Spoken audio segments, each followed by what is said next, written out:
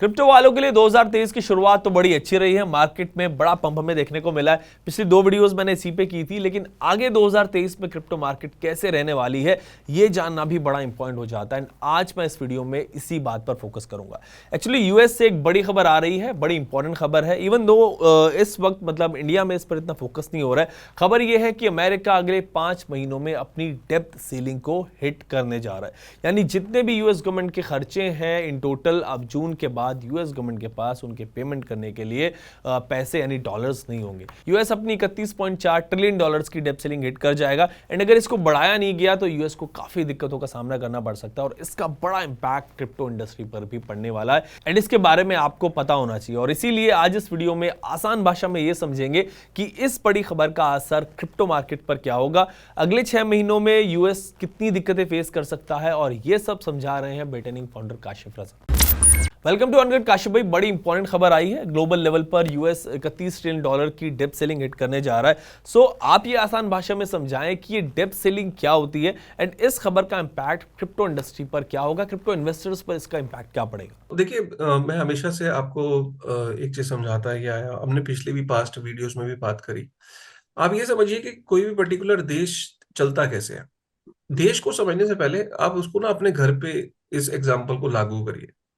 आप एक परिवार के एक हेड हो। सपोज आप हेड नहीं हो, आपके घर में पेरेंट्स हैं, मदर हैं, फादर हैं, या दोनों अर्निंग मेंबर्स हैं। कई घरों में फादर अर्निंग मेंबर होते हैं। तो बेसिकली जो घर के अंदर एक परिवार के अंदर एक आदमी है या दो आदमी है, अर्न कर रहे हैं, इनकम कमा के ला रहे हैं, और उस घर के खर्चे हैं। खर्चों में आपका खाने पीने का खर्चा है, रेंट का खर्चा है, ईएमआईज हैं, और जो 10 तरीके के खर्चे होता है। किसी भी परिवार का ऑब्जेक्टिव क्या होता है? उसका ऑब्जेक्टिव ये होता है कि मेरी इनकम ग्रो करे और मेरे खर्चे कम होते चले जाएं over the period of time. कोई भी नहीं ये चाहता कि मेरे खर्चे ज्यादा हो और मेरी इनकम कम हो। कोई भी ये नहीं चाहता। कोई भी एक ऐसा साधारण परिवार, शायद कोई भी ऐसा परिवार नहीं चाहेगा। इसका मतलब क्या है कि परिवार हर वक्त ये चाहता है कि वो ज्यादा मेहनत करे, ज्यादा प्रोडक्टिव काम करे और अपनी इनकम को बढ़ाए। सिंपल सा रूल है। अगर इनकम एक्सपेंडिचर से कम हो गई तो क्या होगा? होगा ये कि वो अपने एक्सपेंसेस को मीट नहीं कर पाएंगे, धीरे धीरे उनकी एसेट्स बिकना शुरू हो जाएंगी। फिर वो इधर उधर से उधारी मांगेंगे। मार्केट के अंदर पता लग जाता है, पड़ोसियों को पता लग जाता है कि अरे यार, इनके घर के हालात ठीक नहीं है, इनको पैसा देना रिस्की है। आप लोन लेने जाते हो, आपकी सिबिल खराब हो जाती है। वहां पे वो कहते हैं भैया इसको लोन देना रिस्की है। तो आपके आपकी क्रेडिट रेटिंग खराब हो जाती है परिवार की, और आपकी भी क्रेडिट रेटिंग खराब हो जाती है। सिंपल सा मैंने आपको जो ये इससे इजी एग्जांपल नहीं मैं आपको बता सकता। अब आप समझो कि देश क्या है। देश एक बड़ा परिवार है, और उस परिवार का हेड कौन होता है? वो होता है प्रधानमंत्री या प्रेसिडेंट होता है। राइट, हमारे देश में जैसे प्रधानमंत्री है और देशों में कहीं पे प्रेसिडेंट होता है। जिसको चुनता कौन है? भाई परिवार के लोग ही तो चुनते हैं। परिवार के लोग चुनते हैं कि भाई आप इस परिवार को चलाओ। देश एक्चुअली में परिवार होता है। उस परिवार को चलाने के लिए अब उस परिवार के हेड का काम क्या है? उस परिवार के हेड का काम है कि इनकम को बढ़ाना और खर्चों को कम करना। प्रॉब्लम क्या होती है कि वो जो परिवार का जो हेड, जब जिसको हम चुन के लेके आते हैं, हमने उसको चुना इसलिए होता है क्योंकि उसने कई सारे वादे किए होते हैं जो कि हमें अच्छे लग रहे होते हैं। अब वो वादों को पूरा करने के लिए क्या करना पड़ेगा? उसको एक्सपेंडिचर करना है। किसको? जिसको हमने चुना है, जो हमारा जो हेड है सरकार का। पूरी दुनिया में यही व्यवस्था है। अब वो जो हेड है उसके एक्सपेंडिचर, क्योंकि उसने वादे किए होते हैं, वो एक्सपेंडिचर कर रहा होता है, लेकिन कोशिश भी कर रहा होता है कि यार इनकम भी बढ़ाई जाए, जीडीपी बढ़ाई जाए। जीडीपी जिसको कहते हैं ना, जिसको आप इनकम कहते हो, सैलरी कहते हो, तो हमारे को बड़े लेवल पे, मैक्रो लेवल पे देश में उसको जीडीपी कहते हैं, ग्रॉस डोमेस्टिक प्रोडक्ट। मतलब जितनी भी आपकी इकोनॉमिक एक्टिविटी है देश के अंदर, जो कि आप चाहे गुड्स एंड सर्विसेज जो आप प्रोड्यूस कर रहे हो, जिससे इकोनॉमिक एक्टिविटी जो प्रोड्यूस कर रहे हो, वो आपका जो उसका सम टोटल है वो जीडीपी है। मतलब एक तरीके की आपकी इनकम है। राइट। और आपके एक्सपेंडिचर्स है। एक्सपेंडिचर्स में आपके आते हैं सोशल वेलफेयर स्कीम, हॉस्पिटल्स बना रहे हो, पुल बना रहे हो, ब्रिज रेलवे ट्रैक डलवा रहे हो, सड़क डलवा रहे हो। कई एक्सपेंडिचर ऐसे होते हैं जिनका फायदा उसी टाइम नहीं होता है, लेकिन देश की ओवरऑल लंबी अवधि में अगर आप फायदा चाहते हो परिवार का, तो आपको इंफ्रास्ट्रक्चर लेवल पे कुछ खर्चे करने पड़ते हैं जिसकी इनकम एकदम नहीं मिलती। क्लियर हो गया? अब होता क्या है कि आप एक्सपेंडिचर करे चले जा रहे हो और इधर से आपकी इनकम के सोर्स आपके बढ़ नहीं रहे, तो क्या होगा? आपका आपका बेसिकली डेफिसिट बढ़ता चला जाएगा। ठीक है। अब जब डेफिसिट बढ़ता चला जाता है, आपकी इनकम होती नहीं है। अब क्योंकि आपके जो पैसे बनाने की क्षमता है नहीं, तो परिवार में क्या होता है, जब आपको पैसे की जरूरत पड़ती है आप लोन लेने जाते हो। सिमिलरली जो देश होता है उसकी भी सरकारें क्या करती हैं, वर्ल्ड बैंक से लोन लेने जाती हैं, आईएमएफ से लोन लेने जाती हैं कि साहब हमारा खर्चा अब ज्यादा हो गया है, इनकम है नहीं, हमें कुछ पैसों की जरूरत है। आपको वर्ल्ड बैंक और आईएमएफ लोन भी दे देता है। ये भी स्थिति बहुत दिनों तक नहीं चलती, क्योंकि वो कहते हैं कि यार ये बार बार लोन लेने आ रहा है, ये रिस्की होता जा रहा है, तो इसको अब लोन महंगा कर दो या लोन देना बंद कर दो, भैया पहले इंटरेस्ट दे। फिर आप क्या करते हो अपने डेफिसिट को पूरा करने के लिए, आप क्योंकि आपके हाथ में पैसे का प्रिंटर भी है, तो आप अपने मनी प्रिंटिंग शुरू कर देते हो, अपनी चीजों को फंड करने के लिए। लेकिन जैसे आप मनी प्रिंटिंग करते हो, राइट, अपनी डेट को इंक्रीज करते हो, ठीक है, जब आप मनी की ज्यादा प्रिंटिंग करते हो तो क्या होता है कि आपकी जो पैसे की जो वैल्यू है वो over the period of time depreciate होने लगती है, राइट। क्योंकि अब पैसे की आपने ज्यादा सप्लाई बढ़ा दी। जब ज्यादा सप्लाई आपने इकोनॉमी में बढ़ाई, तो आपने सप्लाई जैसी बढ़ाई तो लोगों के हाथों में पैसा ज्यादा आया। लोगों के हाथों में पैसा आता है जब आप बैंक रेट को कम कर देते हो। जैसे ही आप बैंक रेट को कम करते हो, लोगों के हाथ में पैसा ज्यादा आता है, लोग क्या करते हैं, डिमांड करने लगते हैं चीजों की ज्यादा। और एकदम अचानक इकोनॉमी के अंदर इन्फ्लेशन, और वो आगे चल के हाइपर इन्फ्लेशन का रूप ले लेती है। अमेरिका के अंदर क्या हुआ है अब ये समझिए। अमेरिका के अंदर एक वर्ल्ड वर्ल्ड वॉर वन के आसपास एक कानून बना कि भाई कोई भी सरकार आए और अपनी मन मर्जी से पैसा ना छाप दे, तो उसके लिए उन्होंने एक कानून पारित किया कि कोई भी सरकार इतने से ज्यादा पैसा नहीं छाप सकती। और अगर उसको डेट को बढ़ाना है, तो डेट का मतलब क्या है कि मतलब सरकार ने जो पैसे देने हैं, तो जब आपके हाथ में सपोज $100 का नोट है यूएस के अंदर, या आपके अपने खुद के देश में अगर किसी के पास करेंसी नोट है, तो इसका मतलब है कि सरकार ने उसके पैसे देने हैं धारक को। उस पर लिखा होता है ना, मैं धारक को, है ना, तो आपके पास जो 100 रुपए है वो आपका डेट है, मतलब सरकार की लाइबिलिटी है, वो सरकार को देने। तो अब आप सोचो कि वहां पे जितना ज्यादा आप अपने मनी सप्लाई बढ़ाओगे, मनी प्रिंटिंग करोगे, तो आप अपने डेट को इंक्रीज कर रहे हो, राइट। तो यूएस के अंदर जो है 31 ट्रिलियन यूएस डॉलर का जो है डेट पहुंचने का मतलब ये है कि 1914 में ये लिमिट पहली बार बनाई गई थी।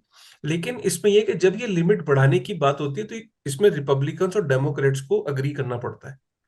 अब ये लिमिट जो है वो बार बार वो इंक्रीज करते करते करते इतना पैसा छाप चुके हैं कि ये जो लिमिट थी ये 2021 में डिफाइन हुई थी कि भाई 31 ट्रिलियन यूएस डॉलर से ज्यादा पैसा नहीं छापेंगे, इससे ज्यादा डेट नहीं होगा मार्केट के अंदर। यूएस का डेट इससे ऊपर नहीं होना चाहिए, 31 ट्रिलियन यूएस डॉलर।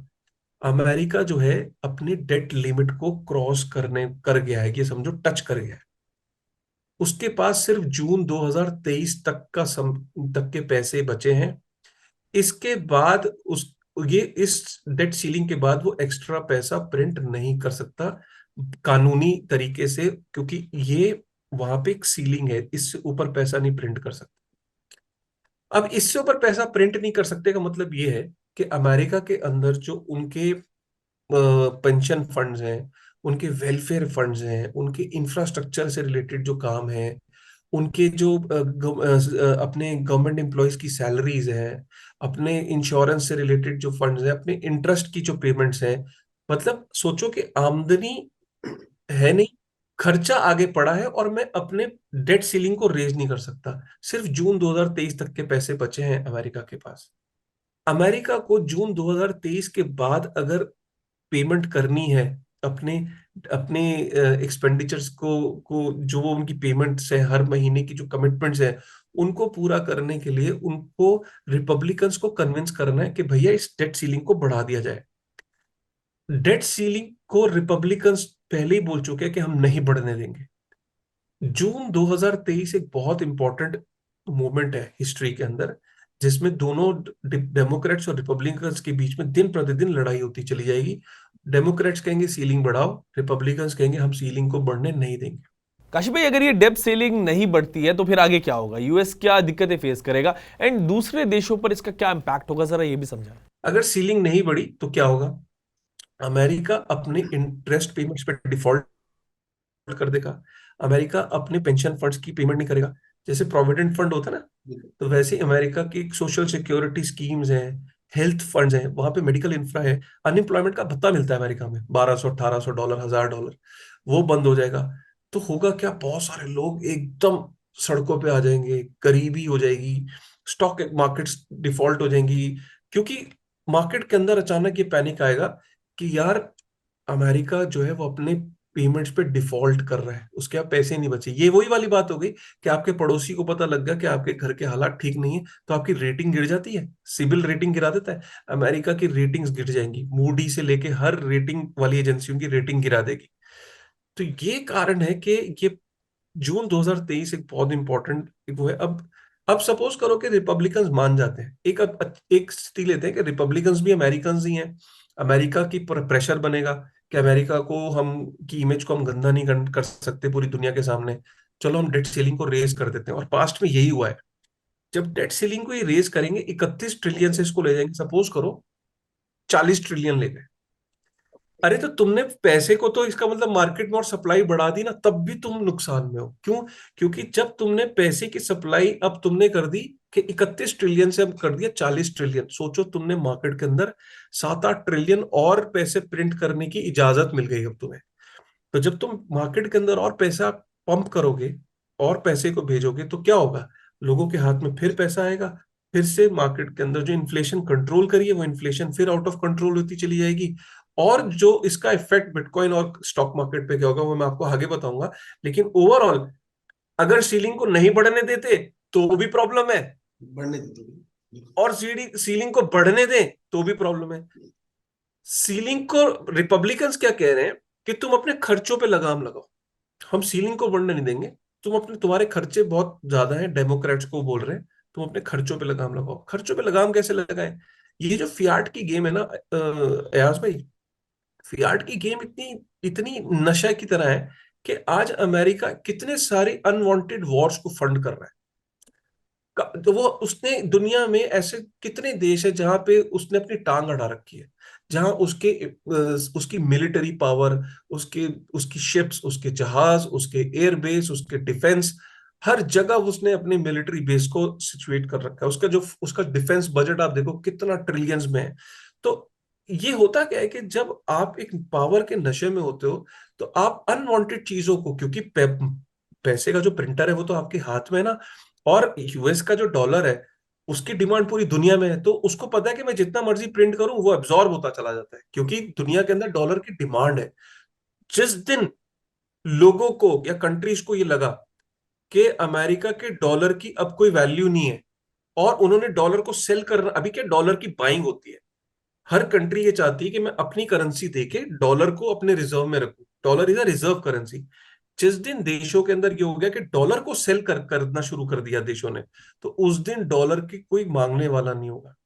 लेकिन फिलहाल हम उस पॉइंट पर नहीं जा रहे, हम पॉइंट पे जा रहे हो कि डॉलर वीक कैसे होगा, इन्हीं कामों की वजह से वीक होगा कि जब तुम उसको बहाने बना बना के उसकी डेट सीलिंग को बढ़ाते चले जाओगे तो डॉलर अपने आप कमजोर होता चला जाएगा। तो ये पॉइंट था, इस बात की इंपॉर्टेंस ये थी।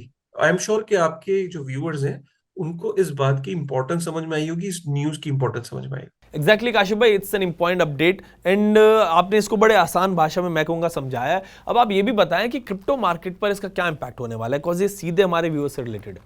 बिल्कुल। होता क्या है कि देखिए, जब आपका यूएस डॉलर है, राइट, उसकी डेट सीलिंग ब्रेक हो गई, डेट सीलिंग उन्होंने बढ़ा दी। जब डेट सीलिंग बढ़ा दी तो इसका मतलब क्या है कि मैं और ज्यादा जो मेरे मार्केट के अंदर जो एक्सपेंडिचर्स थे उनको करने के लिए मुझे फ्रीडम मिल गई। अब मेरे पास और मैं पैसे को मार्केट के अंदर, मैंने अपने एक्सपेंडिचर्स तो कम किए नहीं, राइट, मैं अब और स्पेंडिंग के लिए मुझे इजाजत मिल गई। और ये ऐसा ऐसा यूएस की हिस्ट्री अगर आप देख लो तो कहां से शुरू हुए थे और 31 ट्रिलियन यूएस डॉलर पे पहुंच गए। इसमें से जो सोचो कि 35 to 37 ट्रिलियन पिछले 2 2.5 सालों में प्रिंट हुआ है। आप सोचो कि कोविड के बाद से जो मनी प्रिंटर चालू हुआ है अमेरिका का, तो उन्होंने जो 1800 2000 डॉलर जो अपने नागरिकों के खातों में डाले कितने महीने तक, वो इतना पैसा उन्होंने पास्ट में कभी प्रिंट नहीं किया है जो उन्होंने 2.5 3 सालों में किया है। अब इसका मतलब क्या है कि जब इतना पैसा प्रिंट किया तो आप सोचो कि आपका इन्फ्लेशन जो उनकी जिनका ब्रैकेट 2% था एक्सेप्टेबल, वो 8.5-9% के आसपास भेज दिया था। अब उसको कंट्रोल वापस करके ये 6.5 पे लाए हैं। अब ये अगर फिर से अपनी डेट सीलिंग को बढ़ने देते हैं तो क्या होगा, मार्केट के अंदर एकदम मनी सप्लाई बढ़े। मनी सप्लाई जब भी मार्केट के अंदर बढ़ती है तो कुछ चीजें हैं जिनके अचानक आपको स्पाइक दिखती है प्राइसेस में। सबसे पहले कमोडिटीज बढ़ती है, राइट। कमोडिटीज में आपका गोल्ड हो गया और जो कमोडिटीज हो गई, उसके अलावा आपका जो एसेट्स है जैसे कि स्टॉक्स, स्टॉक मार्केट है, S&P 500 है, कमोडिटी मार्केट है, ये बढ़ते हैं। S&P 500 बढ़ते ही क्या होगा कि S&P 500 और क्रिप्टो मार्केट को रिलेटेड है। आपकी क्रिप्टो मार्केट के अंदर भी बिटकॉइन है और क्रिप्टो वो बढ़ने लगते हैं। क्यों? क्योंकि लोगों के हाथ में अब पैसा ज्यादा आ गया। और यही होता है इन्फ्लेशन का कारण। क्या होता है इन्फ्लेशन का कारण? यही होता है कि when people get excess money in their hands, they go out on a shopping स्प्री। यार आज मैं ये बोल दूं अयाज भाई कि होम लोन की दर 5.5% कर दी सरकार ने, अब क्या करोगे? लग जाए आप बिल्कुल। जाके, आपको जरूरत नहीं भी होगी तो आप कहोगे यार एक और ले लेता हूँ। आप कहोगे यार एक गाड़ी ले लेता हूँ, बहुत साल से चेंज नहीं करी। गाड़ी का मैं कर देता हूँ 5-6%, 7%। अभी गाड़ी का चल रहा होगा 11%। अब गाड़ी को मैं ले आया 6.5% पे, तो आप क्या करोगे? आप कहोगे यार चल यार, let me just go out and change my vehicle, change my jacket, change my house.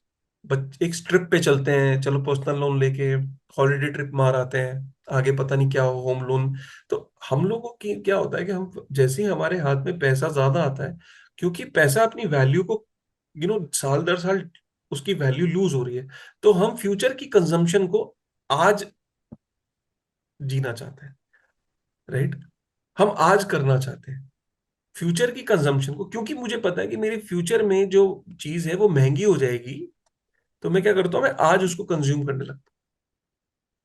So, ये प्रॉब्लम है। इसी कारण आप देखोगे ओवरऑल मार्केट्स के ऊपर इसका इम्पैक्ट देखने को मिलेगा। काशिफ भाई, अगर बिटकॉइन में क्रिप्टो में सर्ज आएगा, ये बढ़ेंगे, तो ये क्रिप्टो इन्वेस्टर्स और मार्केट के लिए तो अच्छी बात हो गई।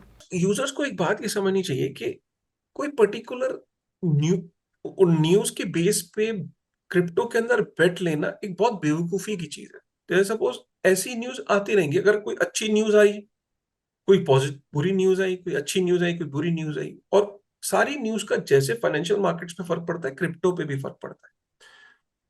अब कौन सी न्यूज किस वक्त आएगी, कौन सी न्यूज किस तरीके से वो होगी, तो उसका एक ओवरऑल अगर आप ट्रेडिंग माइंडसेट से चलोगे तो आप क्या करने की कोशिश कर रहे हो, आप मार्केट को टाइम करने की कोशिश कर रहे हो। वो आप कभी कर नहीं पाओगे। टाइमिंग बड़े बड़े लोग नहीं कर पाते। आपको इसके अंदर जैसे आप एक लंबी अवधि के लिए अगर आप चलो, एक एक SIP के थ्रू अगर आप इसमें इसको लेके चलो, तो आपको न्यूज फर्क ही नहीं पड़ना चाहिए। आप जैसे आपका कोई म्यूचुअल फंड है, आई एम श्योर आपके व्यूअर्स के कई म्यूचुअल फंड चल रहे होंगे। 10 साल हो गए होंगे लोगों को SIP भरते हुए, या 5 साल हो गए होंगे, या 6 साल हो गए होंगे, SIPs रेगुलर जा रही है। तो उन लोगों को क्या न्यूज का फर्क पड़ता है? नहीं, क्योंकि यार उनको तो SIP देनी है यार। बिल्कुल।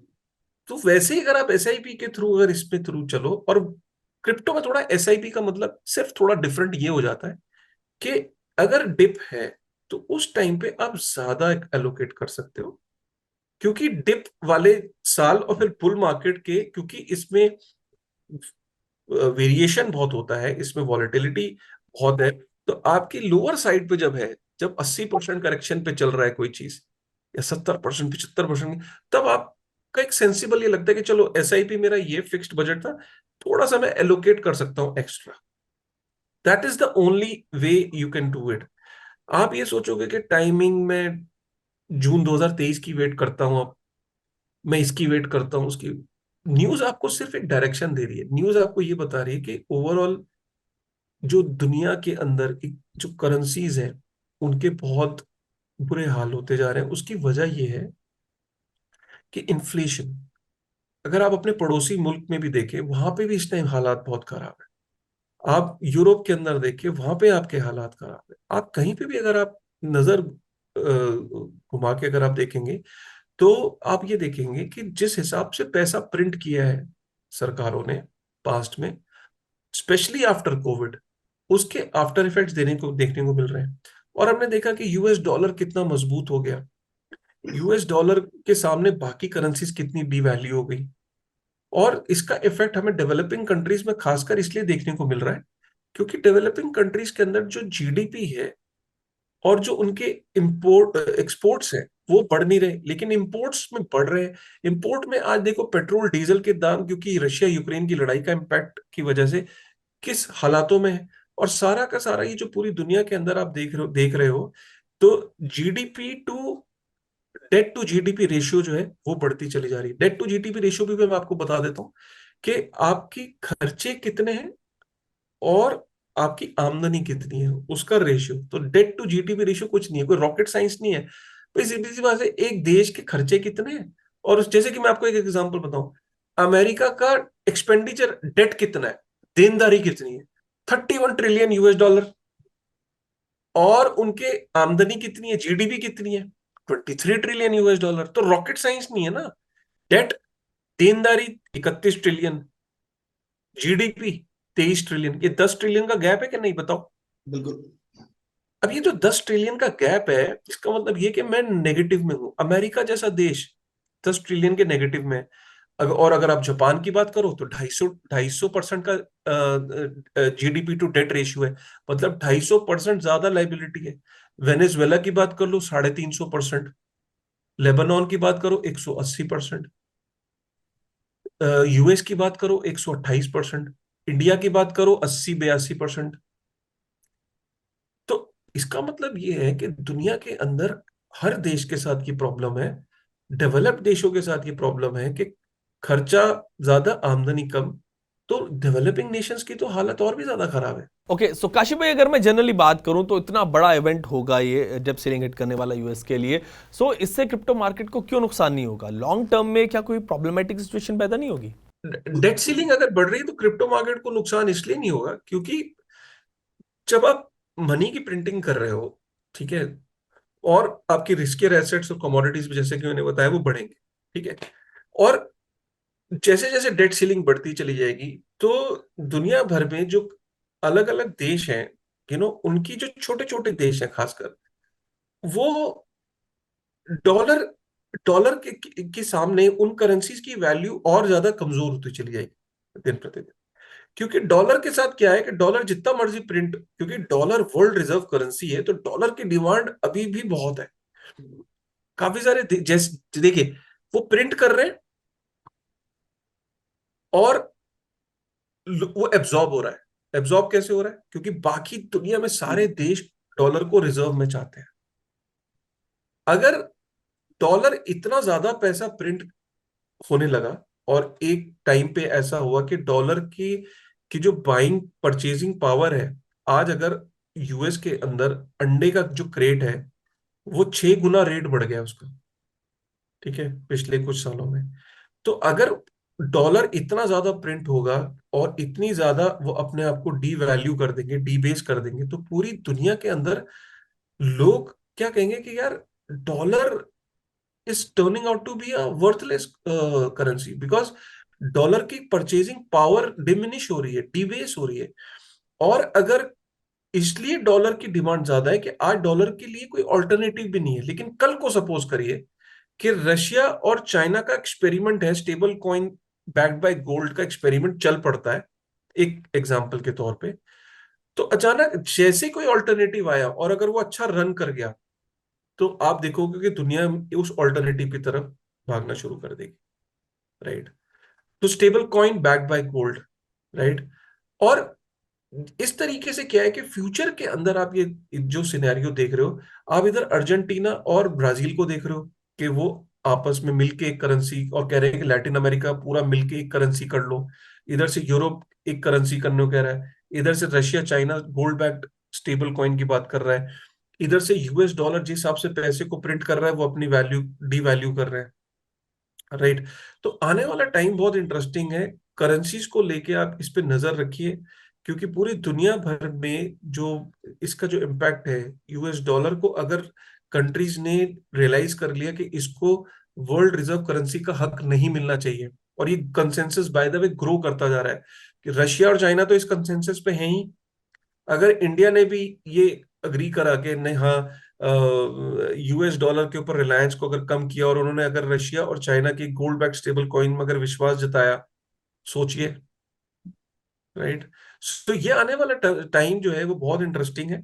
और इसीलिए मैं आपको ये कह रहा हूं कि करेंसी के, यूएस जैसी कंट्री जिसको हम बहुत ज्यादा डेवलप्ड और ये सब मानते हैं, वहां पे मनी प्रिंटिंग हो रही है इतनी, तो आप सोच सकते हो कि बाकी जो कंट्रीज है उनका क्या हाल हो। काशिफ भाई, अगर डॉलर की सिचुएशन ये है, दूसरी कंट्रीज भी कुछ ऐसे स्टेप्स ले लें जिसमें डॉलर का कोई ऑल्टरनेटिव तलाश करने की बात हो, तो ऐसे में तो क्रिप्टो को, बिटकॉइन को आगे चलकर काफ़ी फायदा मिल सकता है, बिकॉज बिटकॉइन क्रिप्टो को तो इसी बेस पर लोग फ्यूचर ऑफ टेक्नोलॉजी कहते हैं। देखिए, एक एक चीज को हमेशा याद रखिए कि हम यहाँ पे एक चीज को कंफ्यूज ना करें कि बिटकॉइन और क्रिप्टो की हम जब बात करते हैं, मैं आपको फिर अपने आपके यूजर्स को बताना चाहता हूँ कि क्रिप्टो और बिटकॉइन डिफरेंट चीज है। बिटकॉइन एक कमोडिटी है, प्योर डिजिटल कमोडिटी, शायद दुनिया की पहली डिजिटल कमोडिटी। जनरली आज तक कमोडिटीज को हमने उनके फिजिकल फॉर्म में देखा। कमोडिटी कमोडिटी होती क्या है कि जो रोजमर्रा की जो चीजें होती हैं, जो जरूरत की चीजें हैं इंसान के लिए, जैसे कि तेल, राइट, जैसे कि केरोसिन ऑयल, राइट, जैसे कि डीजल, राइट, जैसे कि गोल्ड, ज्वार, बाजरा, राजमा, राइट, ठीक है, खाद्य पदार्थ हो गए, राइट। तो आप समझिए कि इनमें कॉमन क्या है। कमोडिटीज में आप कमोडिटी को हाथ पे रख के उसको फील कर सकते हो, उसकी शेप, उसके साइज, उसको आप फील कर सकते हो, उसको आप स्टोर कर सकते हो, लॉकर के अंदर बंद कर सकते हो, तेल को आप बैरल्स के अंदर डाल के स्टोर कर सकते हो, आप राजमा को या राइस या चावल को आप कट्टे में डाल के स्टोर में रख सकते हो। तो आपको ये रियलाइज नहीं होता है कि पहली बार दुनिया के अंदर एक डिजिटल कमोडिटी आई है जिसको आप फील नहीं कर सकते कमोडिटी की तरह, लेकिन वो कमोडिटी है। कमोडिटी का एक सबसे बड़ा उसका जो अ, उसकी जो खूबी होती है कि उसका कोई इश्यूअर नहीं होता। कमोडिटी का कोई एक इंडिविजुअल इश्यूअर नहीं होता, उसको किसी एक कंपनी या एक आदमी ने नहीं बनाया होता। मैं आपको बोलूं कि गोल्ड पे लागू करिए ये चीज, हाँ यार, गोल्ड का कोई इश्यूअर नहीं है, तेल कोई इश्यूअर नहीं है, वीट कोई इश्यूअर नहीं है। फार्मर उसको उगाता जरूर है, बट क्या फार्मर की प्रॉपर्टी है पूरी दुनिया में वीट? नहीं, क्योंकि वीट एक नेचुरल प्रोसेस से कहीं पे भी उगाया जा सकता है, किसी भी जमीन जमीन के अंदर से आता है, कंट्रोल नहीं है। का फार्मर का काम है मेहनत करना, जैसे गोल्ड माइनर का काम है खुदाई करना। क्या उसको पता है अंदर से गोल्ड कितना निकलेगा? ऐसे ही फार्मर को नहीं पता कि खेती में से कितना निकलेगी। हाँ, तो सतोशी नाकामोतो ने उस बिटकॉइन को प्री माइन नहीं किया था। सतोशी नाकामोतो ने कोड बनाया, कोड। सतोशी नाकामोतो ने ये नहीं किया कि पहले बिटकॉइन को पहले जेब में डाल लिया, फिर उसके बाद जनता को उसने इशू करा। सारी जितने भी क्रिप्टो हैं, सारे के सारे इथेरियम को मिला के पहले उनके फाउंडर्स ने अपनी पॉकेट में एलोकेट किया। जैसे सपोज करो कि 1,000 इथेरियम या 1,000 क्रिप्टो हमें मार्केट में रिलीज करना है, पहले फाउंडर्स ने अपनी पॉकेट के अंदर भर लिए 20%, 30% ऐसे। उसके बाद बाकी भेज दिए आगे। अब जब मार्केट में जैसी प्राइस पंप किया, तब ये फाउंडर्स अमीर होते चले जा रहे हैं, क्योंकि ये कभी भी डंप कर सकते हैं या बेच देंगे या बेच चुके हैं। लेकिन सतोशी नाकामोतो का जो इन्वेंशन था, उसके अंदर सतोशी नाकामोतो ने बिटकॉइन को प्री माइन नहीं किया। उसके अंदर आप उसको माइन करते हो, माइनर्स ने उसको माइन किया। अगर आप बिटकॉइन के ब्लॉक को माइन करते हो, आपको रिवॉर्ड के अंदर बिटकॉइन मिलता है। सिंपल है, कोई भी जाके माइन कर सकता है, राइट। तो उसका कोई सिंगल इश्यूअर नहीं था, वो एक माइनिंग के प्रोसेस से जनरेट होता है बिटकॉइन, राइट। लेकिन जितने भी आपके आज के डेट में ब्लॉकचेन हैं, ज्यादातर प्रूफ ऑफ स्टेक पे हैं। वहां पे माइनिंग का प्रोसेस नहीं है, वहां पे जो जिसके पास जितना ज्यादा पैसा है वो आके वहां पे स्टेक करे और वो वहां पे वैलिडेटर बन जाता है। इससे क्या काशिफ भाई हम ये कंक्लूड करें कि बिटकॉइन के अलावा जो भी दूसरे टोकन्स हैं वो कभी ना कभी खत्म हो जाएंगे, डिवैल्यू हो जाएंगे? आज समझने की कोशिश करिए, खत्म नहीं। आपको ये समझने की कोशिश करना है कि वो सिक्योरिटीज है। सिक्योरिटीज का मतलब ये होता है कि किसी ने इशू करे अपने लाभ के लिए। सिक्योरिटीज के सिक्योरिटीज की फीचर्स क्या होते हैं वो बताया था। सिक्योरिटी क्या होती है? अगर आप किसी कंपनी को देखो, वो कहती है कि भाई मेरा फ्यूचर बहुत अच्छा है, पैसे नहीं है, पैसे दे रहे हो, आओ मेरे शेयर होल्डर बन जाओ, मैं जैसे ग्रो करूंगा तुम्हारे शेयर की वैल्यू बढ़ेगी, मेरी ग्रोथ स्टोरी में तुम भागीदार बन जाओ। अब जिसके पास वो शेयर है वो इस उम्मीद पे पैसे दे के बैठा है कि एक दिन ये कंपनी बहुत बड़ी हो जाएगी, इसके जो फाउंडर है वो उसका एक्यूमेंट बहुत अच्छा है और मैं भी अमीर हो जाऊंगा। ये सिक्योरिटीज है। बिटकॉइन के अंदर सतोशी नाकामोटो कौन है कोई नहीं जानता, एक ग्रुप है, इंडिविजुअल है, कंपनी है, पता ही नहीं है, कोई सिंगल इश्यूअर नहीं है, कोई कंपनी नहीं है, कोई प्रीमाइन नहीं है, राइट। एक प्योर डिसेंट्रलाइज मॉनेटरी नेटवर्क है जिसको लोग मिलकर चलाते हैं, पूरी दुनिया भर में नोड्स डिस्ट्रीब्यूटेड है, लेजर्स डिस्ट्रीब्यूटेड है, right. Proof of work consensus पे वो चलता है, राइट। कोई एक पर्टिकुलर माइनर नहीं है, कोई एक पर्टिकुलर नोड नहीं है, उसका जो जनरेशन है वो ओपन टू ऑल है। कोई भी जाके अपना हार्डवेयर लगाए, एनर्जी को असेंबल करे और हैश रेट जनरेट करे, उसके बाद जो पजल है उसको सॉल्व करने की कोशिश करे। अगर वो सक्सेसफुल हुआ, जैसे बाकी सब लोग भी compete कर रहे हैं, अगर भाई तुम सक्सेसफुल हुए उस पजल को सॉल्व करने में। फाइन कश्यप भाई, आज का डिस्कशन काफी इंसाइटफुल रहा, काफी एजुकेटिंग रहा। व्यूअर्स को भी काफी नई बातें इस डिस्कशन से समझ आएंगी एंड वो भी इस डिस्कशन से आगे की मार्केट को थोड़ा एनालाइज कर सकेंगे। एंड मैं व्यूअर्स से भी कहूंगा कि अगर इस टॉपिक पर आपका कोई सवाल हो तो वो आप कमेंट सेक्शन में लिखना, कोई सजेशन आप देना चाहते हो तो वो भी देना, बिकॉज ये थोड़ा सा आज के लिए जो था वो डिफरेंट टॉपिक हमने रखा था।